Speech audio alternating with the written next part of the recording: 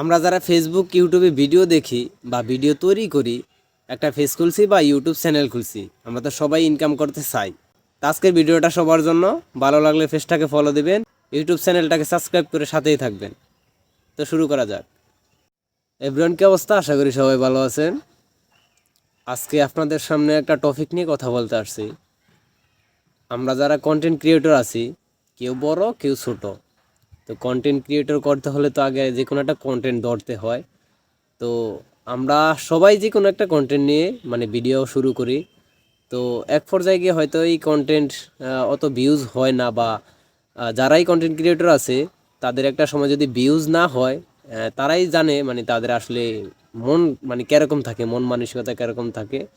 তো content creator শুরু করার আগে আপনার প্রথম ধাপ হচ্ছে গিয়া কন্টেন্ট বাছাই করতে হবে, যে আপনি কি কন্টেন্ট নিয়ে ভিডিও বানাবেন। সর্বপ্রথম মূল কাজ হচ্ছে এটা।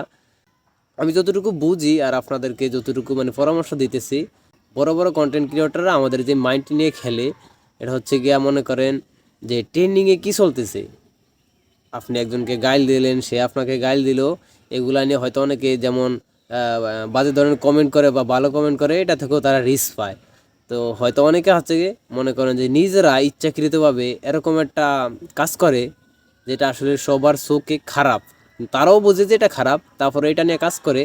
তো এই আশপাশের যত ছোট কন্টেন্ট ক্রিয়েটর আছে, যা ভিডিও যারা দেখে, তারা কমেন্ট করে, তো এখান থেকে তারা যে কোনো একটা রিস্ক পায়। হ্যাঁ, রিচ বেড়ে গেলেই ভিউ বেড়ে যায়, আর ভিউ বেড়ে গেলেই তাদের টাকা। ভিউ মানি টাকা। এই যে অনেক টিকটকার আছে যারা এখন তাদের বউদের নিয়ে ভিডিও বানায়, এটা একটা তাদের টপিক। আবার এই যে কাফি ভাই কি করছে না করছে সেগুলা নিয়ে এই যে অনেকে গালাগালি দিতেছে, সে ভালো খারাপ এই দিক থেকে যে যার মতো কন্টেন্ট ধরে ভিডিও বানাইতেছে। কন্টেন্ট একটা টপিক নিয়ে ভিডিও বানাইলে তাদের টাকা। মূলত এখনকার যে কোনো টপিকের কোনো খানা নাই।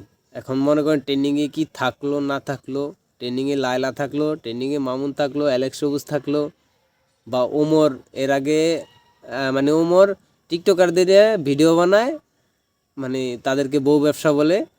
এটা আমরাও দেখতেছি, তারা যে বউ নিয়ে ভিডিও বানায় এটা আমরাও দেখি। তো মাঝখান দিয়ে ওমর তার মাকে নিয়ে ভিডিও বানাইছে।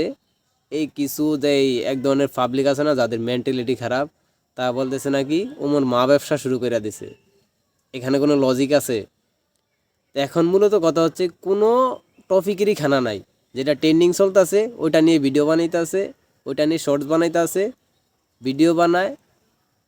এটা খারাপ হোক বা ভালো হোক, এখন হাজার হাজার কন্টেন্ট ক্রিয়েটর আছে যারা জানার পরেও খারাপ দিকগুলো বাচ্চা নিয়ে ভিডিও বানায়। কারণ এখন ভালোর কোনো খানা নাই। আপনি খারাপ দেখলে আপনিও সহ্য করতে পারবেন না, একটা কমেন্ট করবেন, ওই কমেন্ট করলে তাদের রিচ বেড়ে যাবে।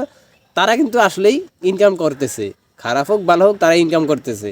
আপনার আমার সহ্য হইতেছে না, তারা আসলেই ইসলামের বিরুদ্ধে কইতে আছে। তারা যে এটা সামাজিক দৃষ্টিতে তারা ওগুলো অমান্য করতেছে, তারাও বোঝে যে এগুলা খারাপ। মূলত কথা হচ্ছে কোনো টপিকেরই খানা নাই, তারা আসলে ট্রেন্ডিং বাছাই করে ভিডিও বানাইতেছে। তো আশা করি বুঝতে পারছেন।